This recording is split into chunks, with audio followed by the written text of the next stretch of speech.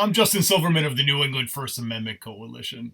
Thank you for joining us for this introduction to open meeting law, our latest round of video tutorials and other lessons on freedom of information laws in New England. If you haven't already, please check out our previous lessons on public record laws and the Federal Freedom of Information Act. All lessons are available to view at nefac.org/FOI guide.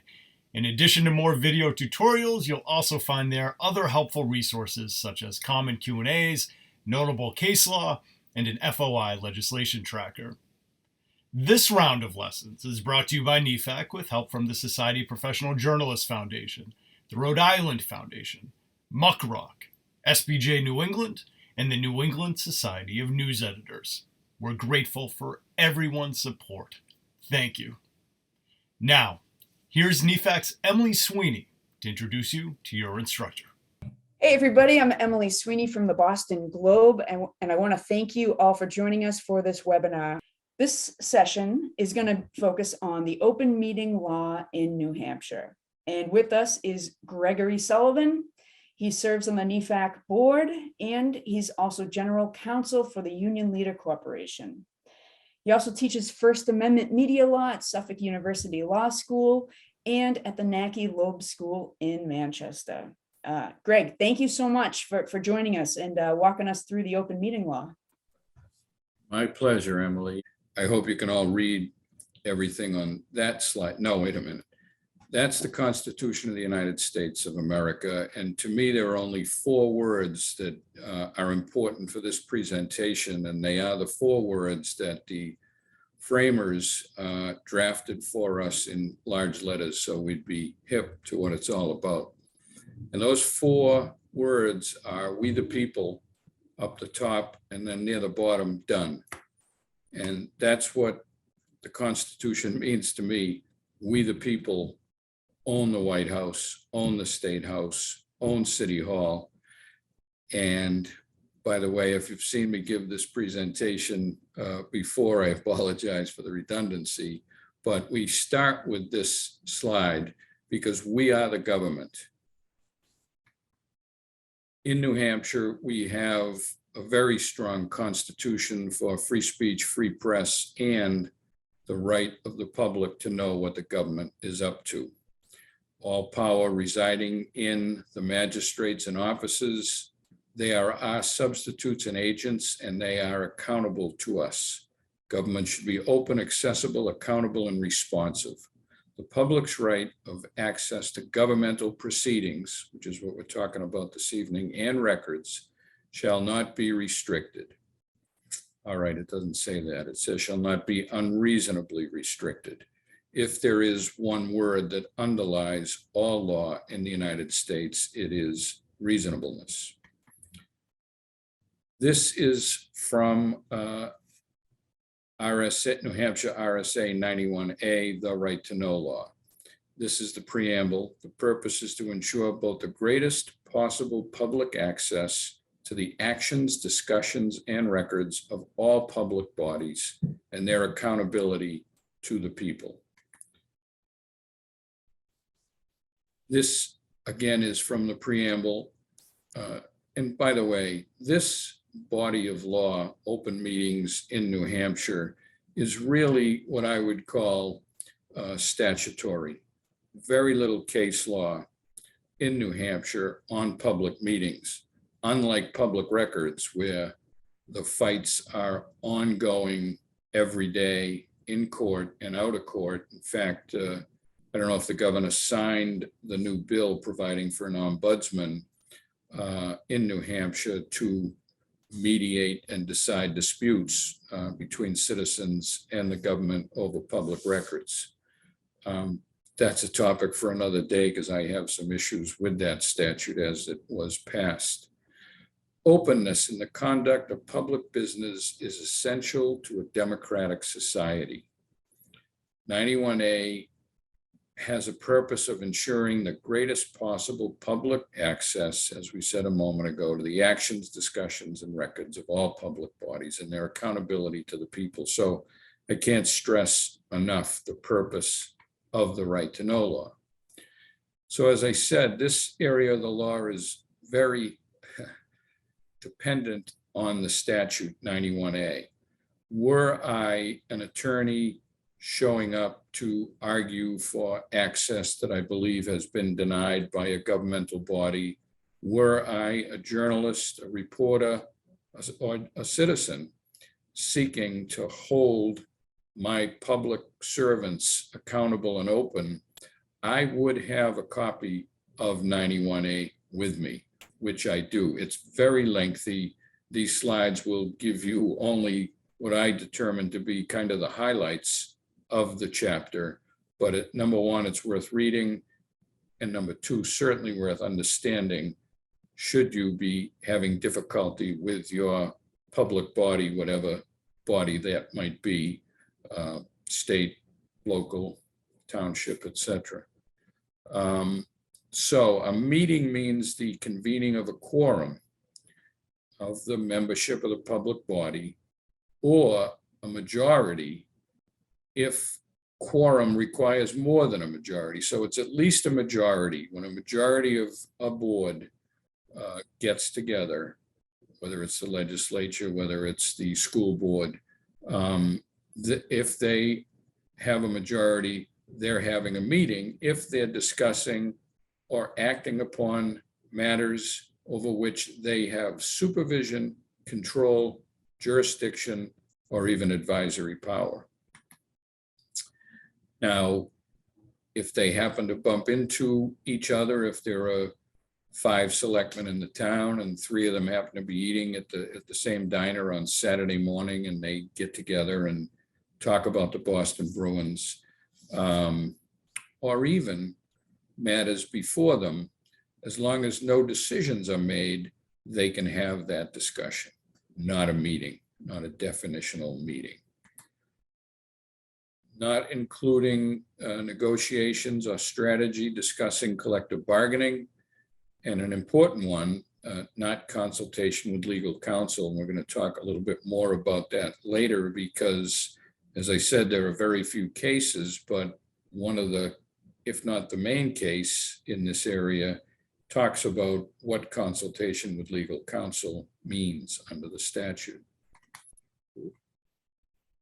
Now, if we're talking about elected members from the same party who were elected on a partisan basis, they can have a meeting, and it's not governed by the right to know law. We, the public, don't have a right to be in on that meeting.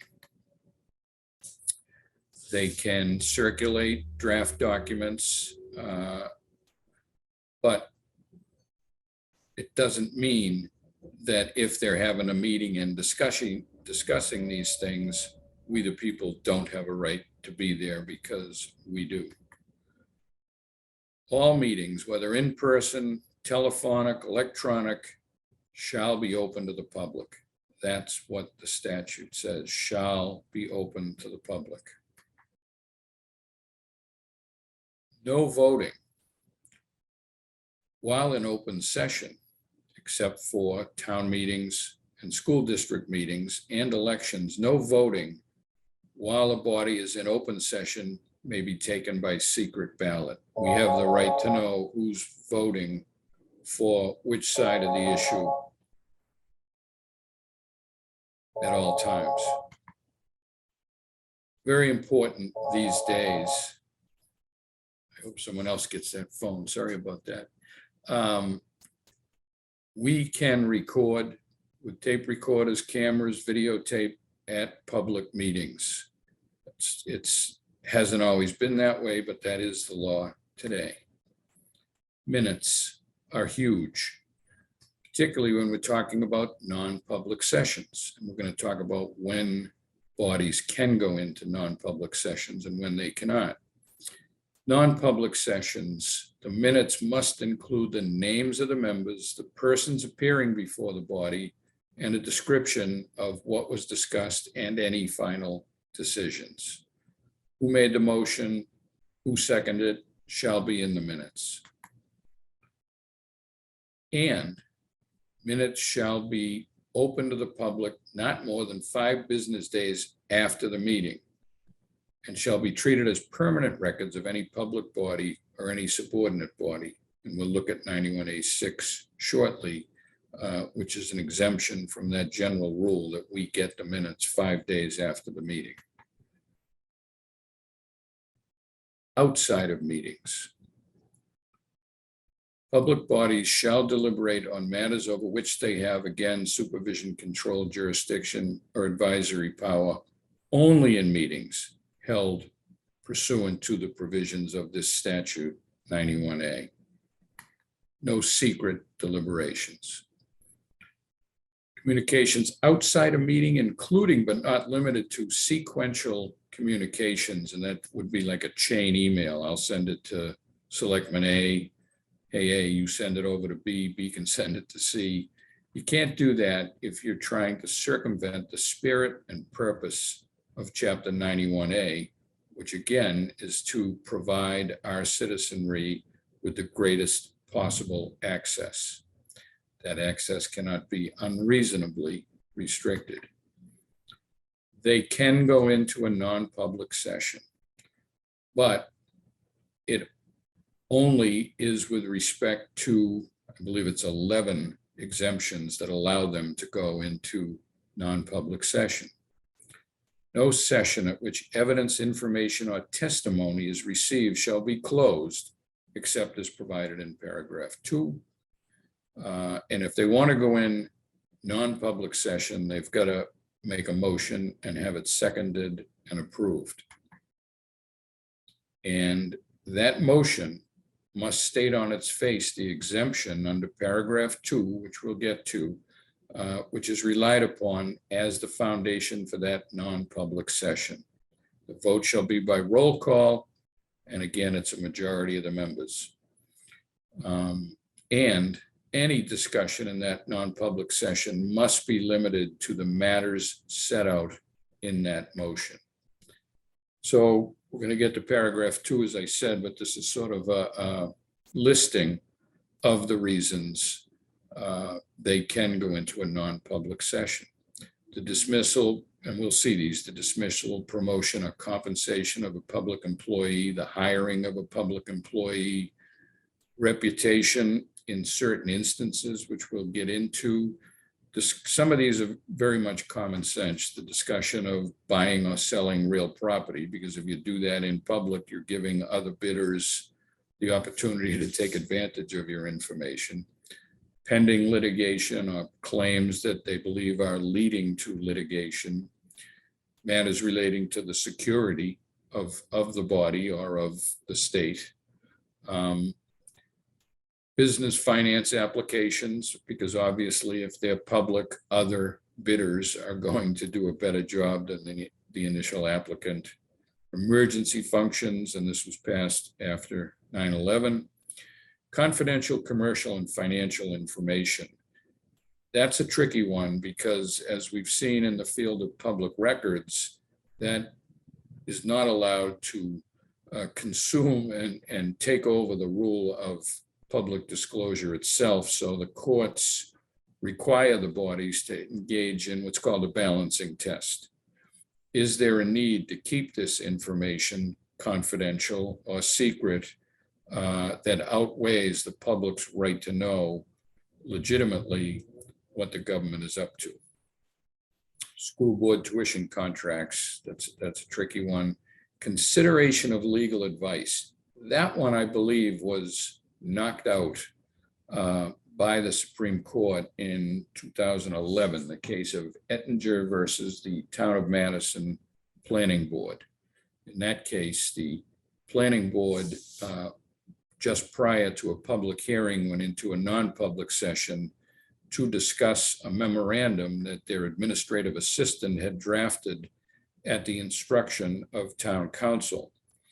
And the court ruled that it must be consultation with legal counsel, meaning either on the telephone or in person, but where there can be a spontaneous exchange of ideas.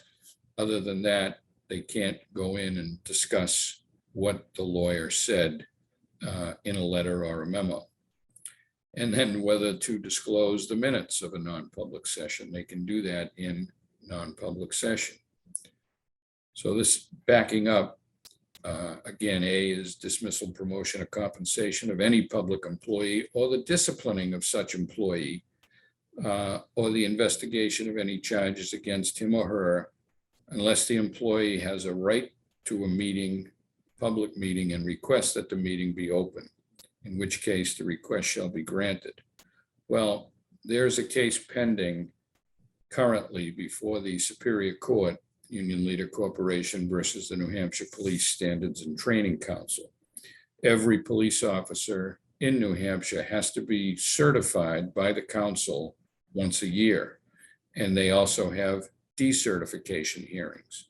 If a police chief or a police commission requests that the Police Standards and Training Council conduct a hearing as to whether or not this officer is appropriate to be certified for future duty, those meetings were always held secretly.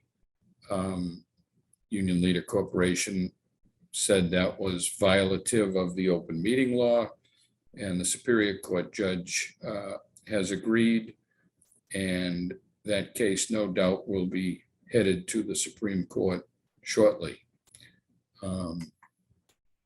Hiring of any person, that makes sense. And this is the tricky one that came into play in that Police Standards and Training Council. They said, well, if we discuss these matters in public, it might have an adverse effect on the reputation of the police officer. And my client's attitude and position in court has been, you know what, if this hearing adversely affects the reputation of the officer involved or any government employee, so be it. Public has a right to know whether that reputation should be adversely affected or not. And on the other hand, I always argue that the officer or the employee should be happy if it's determined that they were not guilty of any of the misconduct which someone had claimed they committed. But either way, good job or bad job, we the public have a right to know. Pending claims or litigation, that only makes sense. So, and by the way, it's a very lengthy statute. We're limited by time here tonight. So again, I'm only hitting what I believe are the highlights of the statute. You should all look at it, carry it with you, as I say, if you're in the field of reporting on what the government is up to. So we all have the right to see these minutes, including minutes of meetings of the public bodies, and to copy and take pictures of those minutes. They use some governmental agencies will say, yeah, we'll give you everything you're asking for at 50 cents a page, which can get expensive. And then we have these new devices called smartphones where we can go and take pictures of the records and have them, download them, print them, etc. Again, at the completion of the meeting, they have 5 days to create these minutes and then have to make them available to us. Have to make it accessible.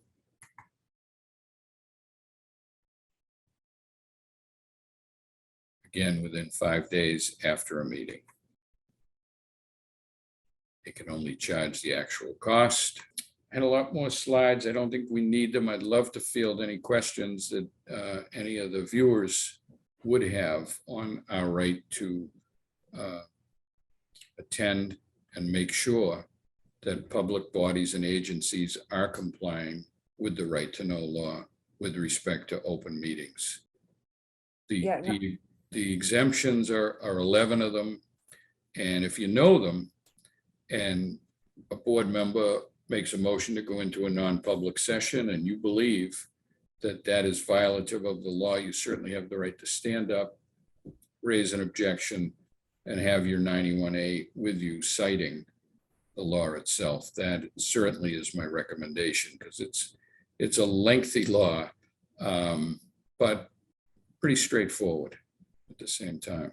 I want to thank you so much for, taking the time out of your busy day, and thank everybody who tuned in to this live webinar, which is going to be also posted on NEFAC's YouTube channel and the website. So thanks everybody for tuning in. Greg, thank you so much. My pleasure, Emily. All right, take care. Have a good night.